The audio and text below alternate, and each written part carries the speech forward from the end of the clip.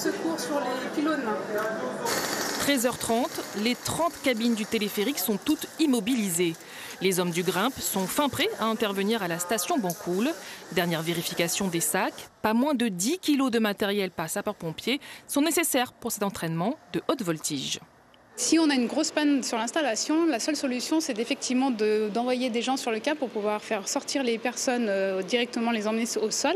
Et pour ça, donc, ça a toute une technologie de manipulation avec les cordes, etc., qui sont assez compliquées. Donc les pompiers, le RAID et le PGHM ont vraiment besoin de s'entraîner pour que le jour où ça va arriver, ils soient au top du top pour cet exercice.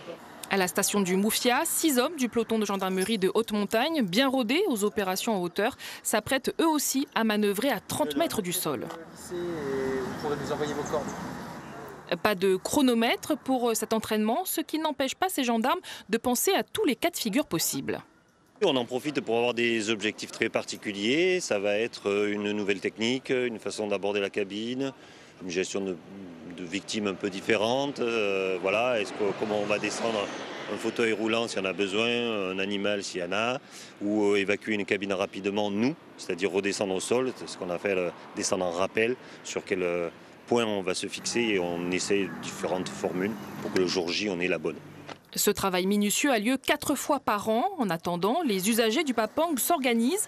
Le bus reste la meilleure alternative, même s'il faut s'armer de patience. Un petit peu compliqué, vu qu'avec ça, il n'attend pas ça direct. Et quand le bus, il faut attendre un peu. S'il y a le téléphérique, on va dire, je sais que j'arriverai à l'heure à un rendez-vous quand on prend le bus. C'est plus facile pour moi. Là, on doit attendre le bus et c'est un peu chiant. On doit attendre très longtemps et c'est mieux qu'on prenait le téléphérique et voilà quoi. Que les usagers se rassurent, le Papang reprendra son envol dès demain matin à 6h. Le prochain exercice d'évacuation est quant à lui prévu le 3 septembre.